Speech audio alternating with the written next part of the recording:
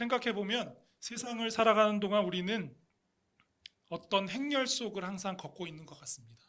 그 대열을 이탈하게 되면 불안과 두려움이 몰려와서 대열을 벗어나지 못하는 경우가 많습니다.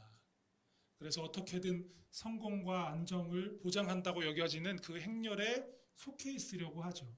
그런데 어쩌면 우리는 그 행렬이 어디를 향하고 있는지 모른 채 그냥 휩쓸리듯 이리저리로 함께 다니고 있는 것은 아닐까 하는 생각을 해보게 됩니다.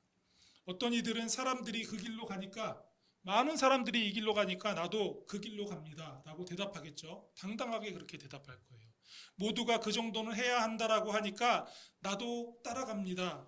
뒤처지면 안 될 것 같고 혼자만 다른 방향으로 가면 나만 실패하는 것 아닐까, 그런 생각이 들어서 그 행렬에서 밀려나면 내 삶이 무너질 것 같은 두려움을 느끼며 그 길을 걸어가는 겁니다.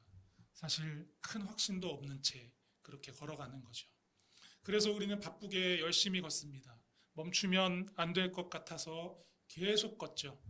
그런데 어느 순간 돌아보면 내가 어디를 향해 가고 있는 건지 문득문득 불안한 생각이 들기도 하는 겁니다. 오늘 말씀해 보면 나인성에서 나오는 한 무리의 행렬을 보여주고 있습니다. 나인이라는 이 성의, 이 마을의 이름은 아름다움이라는 뜻을 가지고 있는데요. 나지막한 언덕 위에 있는 이 아름다운 성에서 내려오는 한 무리의 행렬은 우리가 말씀을 읽으면서 확인한 것처럼 슬픔의 행렬, 죽음의 행렬, 다시 말해 장래의 행렬이었습니다. 이 땅에서 우리 인생이 화려하고 대단한 길을 걷는 것처럼 보여도 결국은 죽음을 향해 가고 있음을 보여주는 듯합니다. 오늘 본문 말씀은 그 행렬의 중심에 있는 한 여인을 12절에서 소개하고 있는데요. 12절 말씀을 다시 한번 같이 보실까요? 같이 읽어보겠습니다. 시작. 성문에 가까이 이르실 때에 사람들이 한 죽은 자를 메고 나오니 이는 한 어머니의 독자요 그의 어머니는 과부라. 그 성에 많은 사람도 그와 함께 나오거늘. 짧게 소개하고 있지만 이 여인이 얼마나 깊은 절망 가운데 처해 있는지를 우리는 충분히 짐작할 수 있습니다. 그녀는 이미 남편을 잃은 사람이잖아요. 당시 사회에서 그 시대에 남편 없이 홀로 살아간다는 것은 오늘 우리가 생각하는 것보다 훨씬 더 고통스럽고 불안정한 삶이었습니다. 당시 여인들은 생계를 위해서 어디 가서 일할 수도 없잖아요. 경제적 보호, 사회적 기반을 포함한 삶의 울타리를 완전히 잃어버린 겁니다. 남편이 떠남과 동시에. 그런데 그녀는 하나뿐인 아들까지 잃고 말았습니다.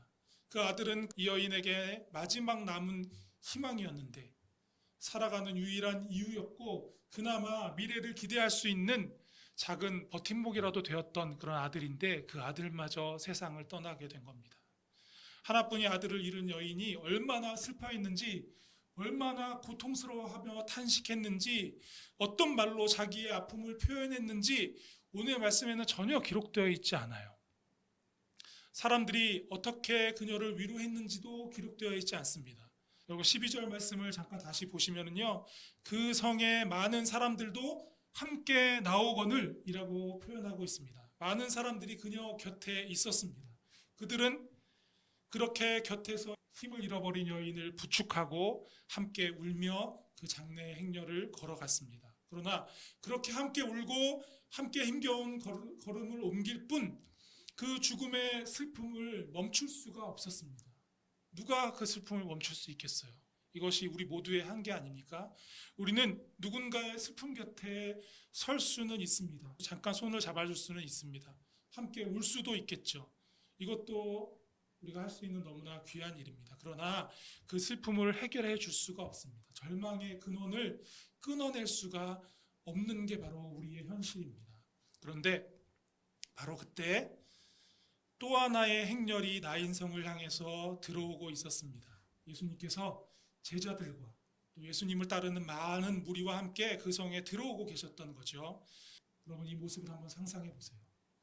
한쪽은 죽음의 행렬로, 장래의 행렬로 성 밖으로 나가고 있고, 다른 한쪽은 생명의 주님과 함께 성 안으로 들어오고 있습니다.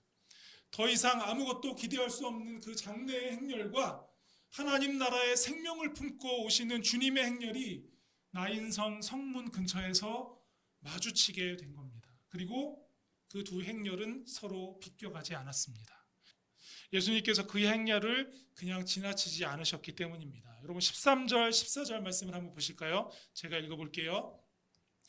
주께서 과부를 보시고 불쌍히 여기사 울지 말라 하시고 가까이 가서 그 관에 손을 대시니 맨 자들이 서는지라. 예수께서 이르시되 청년아 내가 네게 말하노니 일어나라 하시매.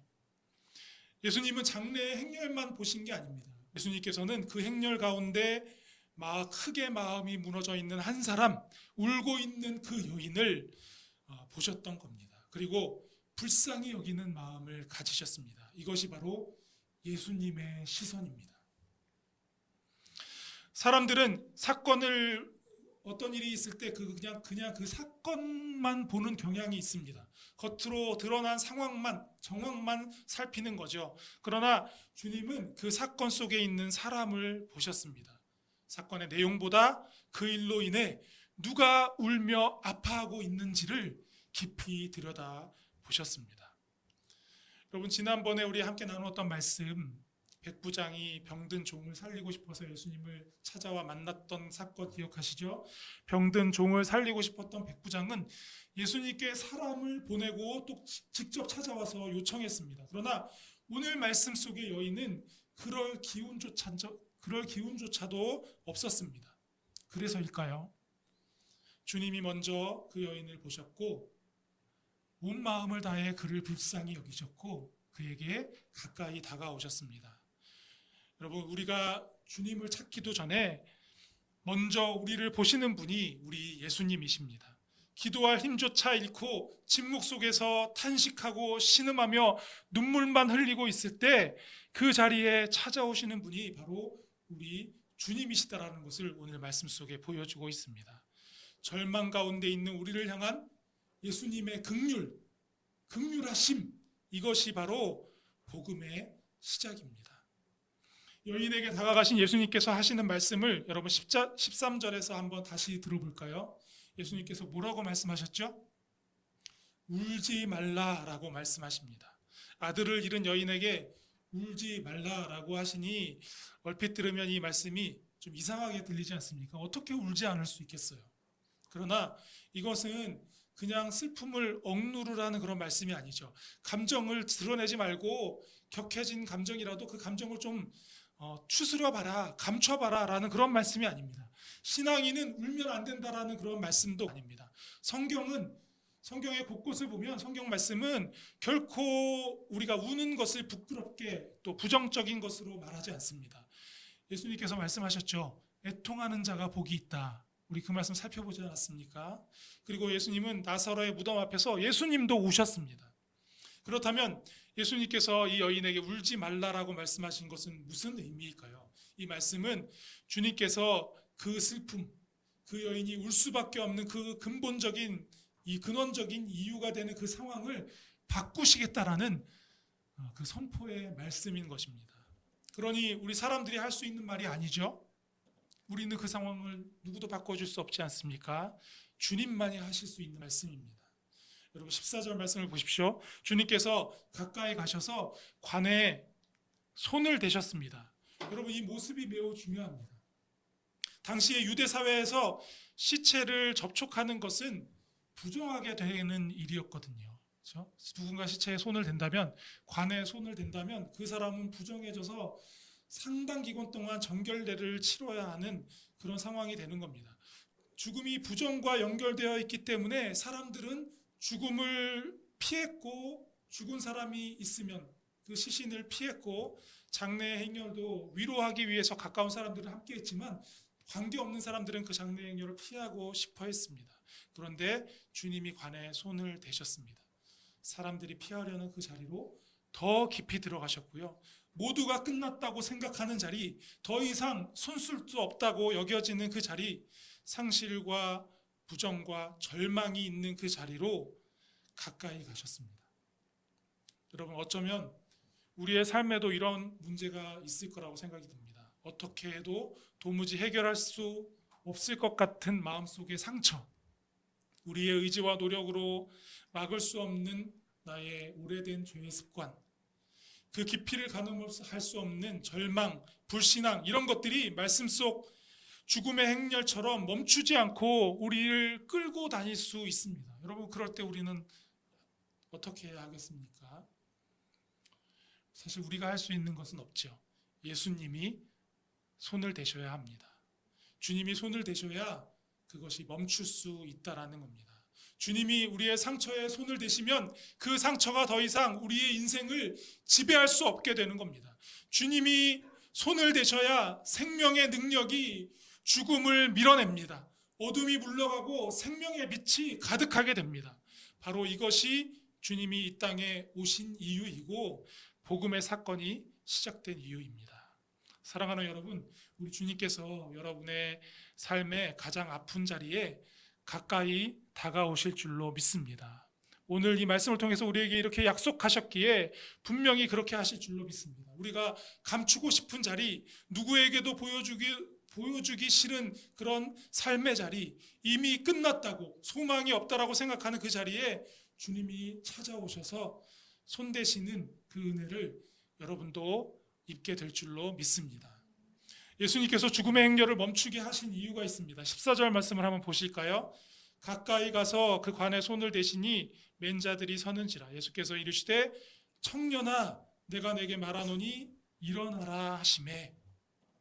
아멘. 예수님께서 죽은 청년에게 말씀하셨습니다.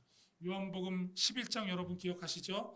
요한복음 11장에서 나사로를 살리실 때 나사로야 나오라, 무덤 속에 있는 나사로를 향해서 말씀하셨던 것처럼 관 속에 누워 있는 청년에게 청년아 일어나라, 내가 너에게 말하노니 당장 일어나라 라고 말씀하셨습니다.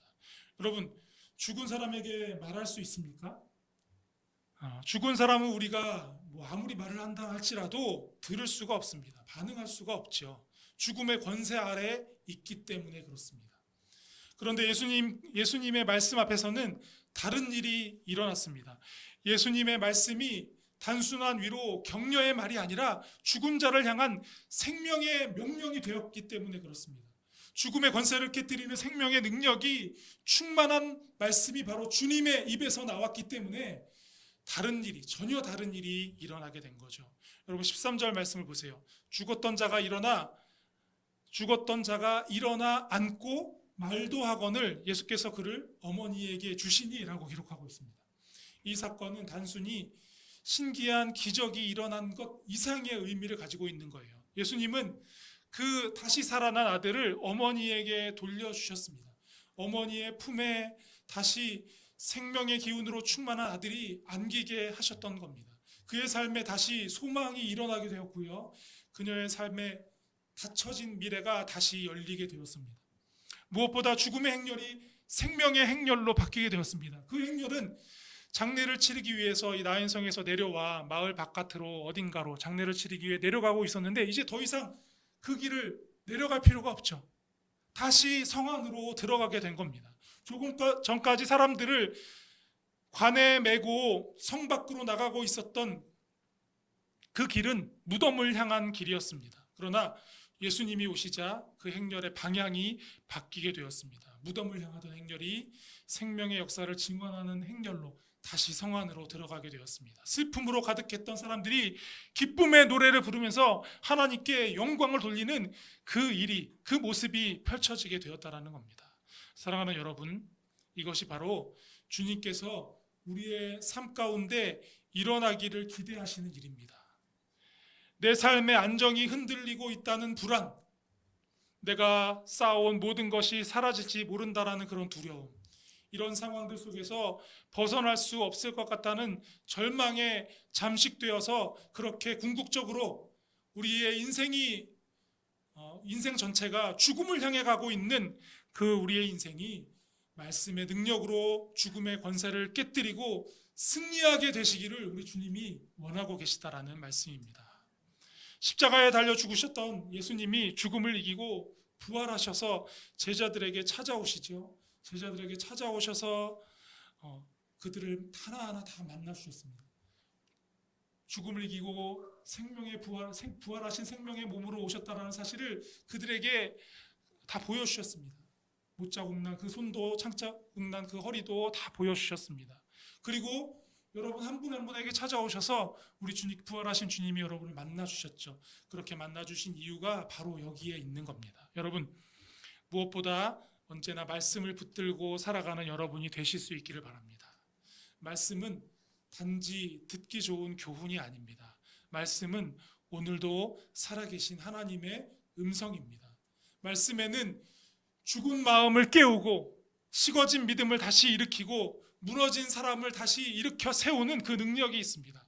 내 감정, 두려움, 냉혹한 현실, 세상의 판단보다 주님의 생명의 말씀을 더 굳게 붙들고 그 말씀의 능력으로 살아가는 여러분들 다 되실 수 있기를 간절히 축복합니다. 여러분, 이제 청년아 일어나라라고 하신 그 말씀의 능력이 강하게 나타난 그 현장에 있던 사람들이 어떤 반응을 보였는지 한번 사람들의 반응을 살펴볼까요? 16절, 17절 말씀인데요. 우리 한번 같이 읽어보겠습니다. 시작. 모든 사람이 두려워하며 하나님께 영광을 돌려 이르되 큰 선지자가 우리 가운데 일어나셨다 하고 또 하나님께서 자기 백성을 돌보셨다 하더라. 예수께 대한 이 소문이 온 유대와 사방에 두루 퍼지니라. 여러분, 죽었던 청년이 일어났습니다. 조금 전까지 무덤을 향해 가던 장례의 행렬, 그 중심에는 하나뿐인 아들을 잃은 한 여인이 있었습니다.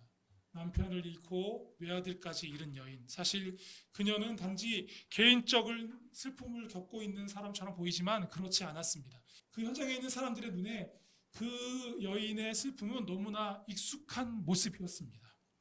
여러분, 당시 이스라엘 백성들은 우리가 잘 알고 있는 것처럼 로마 제국의 지배 아래, 압제 아래 있었죠. 그들은 하나님의 백성이라는 정체성을 가지고 있었지만 현실은 압제와 가난, 견디기 힘든 상실과 결핍, 그것이었습니다. 눈앞의 현실은 하나님의 약속과 멀게만 느껴졌고요. 하나님께 버림받은 것 같은 그러한 현실을 살아가고 있었습니다. 온 백성이 죽음의 권세 아래 있는 듯 보였던 겁니다. 그렇게 그들은 스스로 느끼고 있었습니다. 그러니 나인성의 장례 행렬은 단지 한 가정의 장례 행렬이 아니었던 거죠. 그 시대에 이스라엘이 걷고 있는 길과 같았습니다. 소망을 잃어버린 행렬, 미래가 끊어진 행렬, 하나님의 백성이지만 하나님께 잊혀진 것처럼 느껴지는 슬픔의 행렬이었습니다. 아들을 잃고 살 소망도 힘도 잃고 슬퍼하는 여인의 모습을 바라보는 우리에게 그 모습은 자신들의 민족적 현실과 겹쳐 보였을 겁니다. 우리도 이 여인과 다르지 않다. 우리에게도 소망이 없지 않은가? 그들은 다 마음속에 그렇게 생각하며 그 행렬에 함께하고 있었습니다. 그런데 바로 그때 예수님께서 그 행렬 앞에 나타나시고 말씀하셔서 죽은 그 청년을 살려내신 거죠. 그래서 이 사건은 그들 모두에게 보여주신 하나님의 사인처럼 다가왔던 겁니다. 하나님께서 죽음의 행렬을 걷듯 살아가는 백성들 가운데 찾아오셨음을 그 자리에 함께했던 모두가 깨닫게 된 겁니다. 하나님께서 자기 백성의 통곡을 외면하지 않으시고 그 오랜 슬픔을 걷어내기 위해서 찾아오셨다는 사실을 그 자리에 있는 사람들이 다 깨닫게 된 거죠. 그래서 그들의 입에서 어떤 고백이 터져나왔습니까? 하나님께서 자기 백성을 돌보셨구나. 여러분, 이것을 단지 한 여인이 아들을 잃은 장례의 행렬처럼 여긴다면 저 여인은 좋겠다. 죽었던 아들이 다시 살아났구나. 그냥 그 정도 수준의 감탄에서 멈추지 않았겠습니까? 그런데 이들이 왜 하나님께서 자기 백성을 돌보셨다 이렇게 고백한 겁니까? 그 여인의 죽음 행렬에서 그들 모두의 민족적인 아픔을 느꼈기 때문이죠. 여러분, 여기서 돌보셨다라는 표현이 어떻게 들리세요? 원어를 살펴보면 단순히 마음으로 걱정했다라는 뜻이 아니라는 것을 우리가 알 수 있습니다. 하나님께서 자기 백성을 찾아오셨다라는 뜻입니다. 멀리서 불쌍히 여기기만 하신 것이 아니라 그들의 고통의 현장 속으로 친히 걸어 들어오셨다라는 뜻입니다. 그들은 예수님을 만나고 그분이 과부의 죽은 아들을 살리신 것을 보고 하나님께서 찾아오셨다는 사실을 영적으로 깨닫게 된 겁니다. 그래서 이 소문이 유대와 온 사방에 두루 퍼져나가게 된 거죠. 단지 신기한 기적 이야기가 아니었기 때문입니다.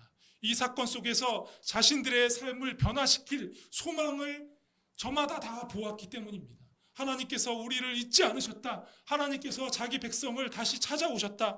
하나님께서 저 예수라는 분 안에서 죽음의 권세를 깨뜨리시고 계신다. 이 소식이 퍼져나간 겁니다. 한 과부의 아들을 살리기 위해 찾아오신 예수님은 죄와 사망 아래 있는 모든 자기 백성을 살리기 위해 이 땅에 오셔서 십자가의 길을 걸으셨습니다.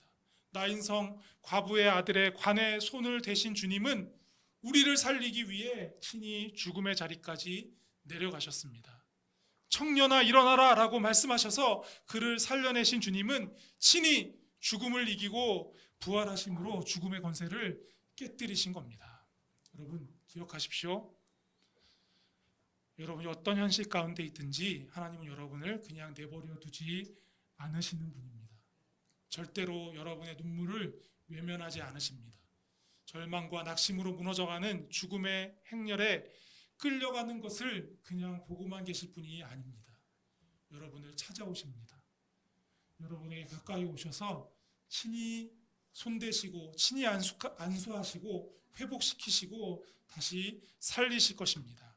우리의 슬픔을 기쁨으로 바꾸시는 이 은혜를 모두 누리는 여러분들 다 되실 수 있기를 축복합니다.